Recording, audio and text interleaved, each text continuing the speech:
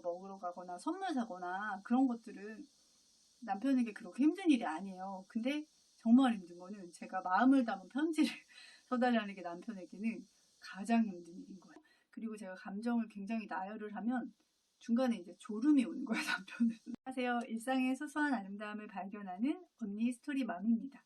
오늘은 사실 정보에 대한 이야기에 익숙한 남편과 정서적인 것, 감정적인 것, 공감받기를 원하는 저의 이야기를 하려고 하는데요. 많은 부분들이 또 많은 부부들도 공감을 하실 것 같고, 특히 아들 키우는 엄마들은 많이 공감을 하실 것 같아요. 물론 개인차가 당연히 있지만요.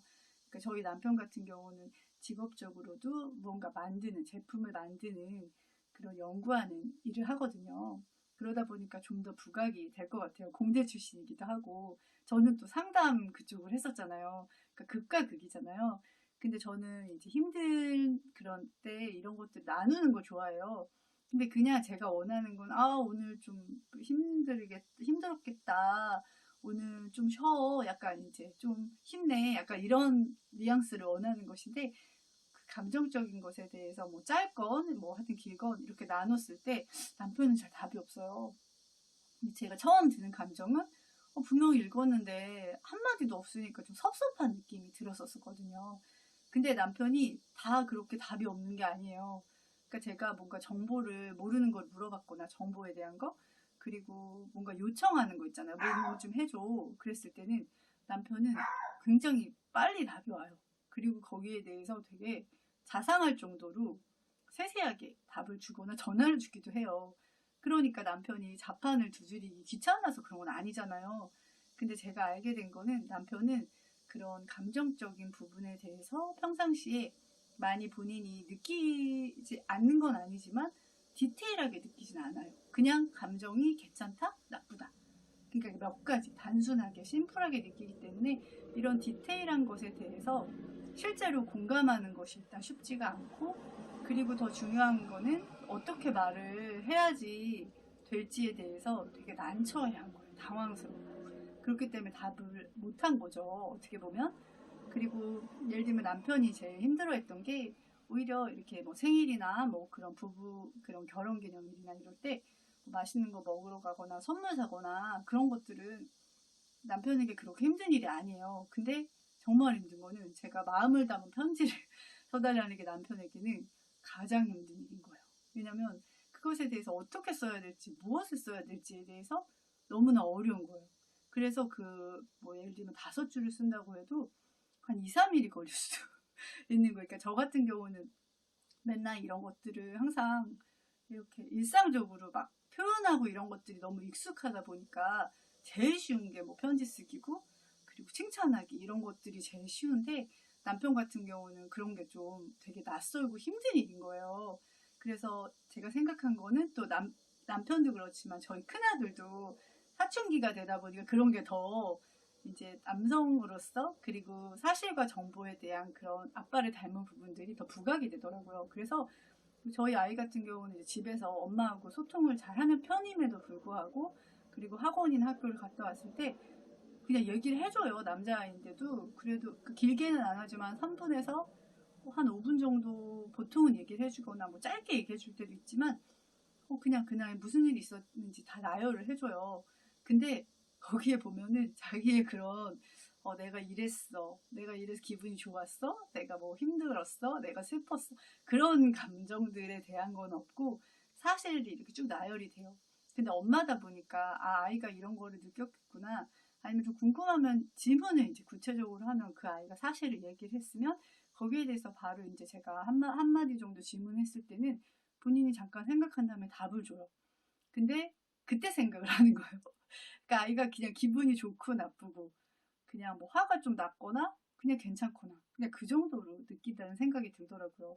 그러니까 정말 그러니까 그 구조가 되게 신기하긴 한데 서로 그냥 다른 거잖아요. 뭐가 낫고 뭐가 아니고 이런 게 아니라 서로 다른 거죠. 생각하는 방식이. 그러다 보니까 또 재밌기도 해요. 그래서 제가 이제 질문할 때는 남편에게도 뭐 오늘 회사에서 많이 힘들었지? 그러니까 이게 되게 위로의 말이 아니라 남편은 힘들었나? 그때 이제 생각을 하게 되고 잘 생각이 안 나는 거예요. 아니, 근데 이제 느꼈겠죠. 느꼈는데 디테일하게 그거에 대해서 생각하거나 감정을 바로바로 본인이 느낀다기보다는 그냥 뭐 피곤하다, 짜증나다, 뭐 이런 식으로 느낀다는 생각이 들더라고요. 그래서 그런 질문보다는, 모호한 질문보다는 오늘 프로젝트 지금 이거 하는데 몇 퍼센트 진행됐어? 그러니까 그런 질문. 그리고 뭐 팀원들하고 소통은 어떻게 되고 있어? 뭐 약간 이런 질문에 대해서는 답을 잘해줘요. 근데 사실은 그런 이야기를 듣고 싶기도 한 거잖아요. 그러니까 질문에 대해서 그렇게 얘기해주고, 그리고 제가 감정을 굉장히 나열을 하면 중간에 이제 졸음이 오는 거예요, 남편은. 그래서 결론을 좀 알고 싶어 하잖아요. 그리고 그래서 그렇게 해서 내가 어떻게 지금 느끼고 또 내가 필요한 게 뭔지에 대해서 남편은 궁금해 하는데, 그거를 기다리다가 못 견디고 이제 졸음이 오는 거예요.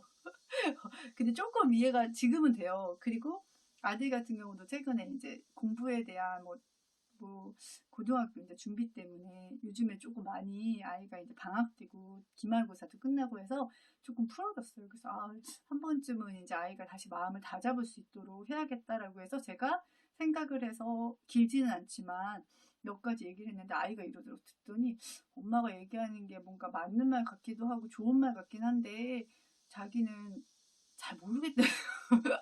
엄마가 원하는 게 뭔지를 잘 모르겠다는 거예요. 그러니까 제가 그런 것들에 대해서, 그러니까 사실은 공부를 이제 다시 마음을 잡고 열심히 하라 그건데, 아이는 그냥 그 말만 하면 되는 거였던 거예요. 근데 저는 이제 그렇게 얘기하기가 좀 그러다 보니까 뭐 얘기를 조금 더 덧붙였는데, 아이는 그게 더 뭔가 이해하는데 방해가 된 거죠. 그리고 아이가 전에도 얘기했지만 엄마가 이제 힘든 걸 싫어요. 그러니까 남편도 그렇고 뭐 아내가 힘든 걸 좋아하는 사람 없잖아요. 근데 저는 그렇게 생각해요. 예를 들면 막 제가 뭐를 하고 막 땀을 뻘뻘 흘리고 혼자 침대 시트를 막 하고 있으면 남편은 그냥 이렇게 쳐다봐요. 근데 제가 도와달라고 하면 항상 도와줘요.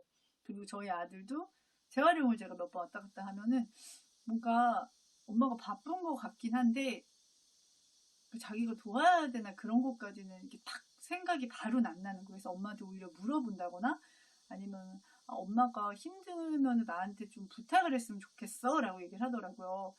그러니까 엄마가 하는데 엄마가 도움이 필요한지 안 필요한지가 바로 확 느껴지진 않는 것 같아요. 근데 제가 얘기를 하면은 자기가 뿌듯하다는 거예요. 그걸 하는 게. 그러니까 그게 정말 다르다는 생각이 들고, 정확하게 명확하게 부탁을 하고 명확하게 하라고 지시를 했을 때는 그게 되는 거예요.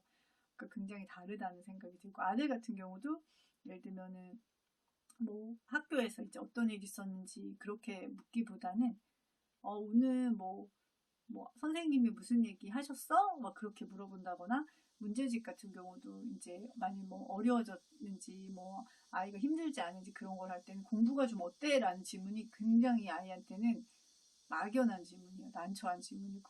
그러니까 예를 들면 수학이면 수학 저번 학기랑 이번 학기랑 비교하니까 어떠냐고 이제 물어본다거나, 더 구체적으로는 지금 이 단원에서 너가 이제 전에는 모르는 게 이만큼이었잖아. 근데 지금은 한 10문제 풀면 한 몇 개 정도 몰라? 약간 이렇게 질문을 하면 바로 답이 오는 거죠. 그렇게 구체적으로 질문해 주는 것이 훨씬 좋더라고요.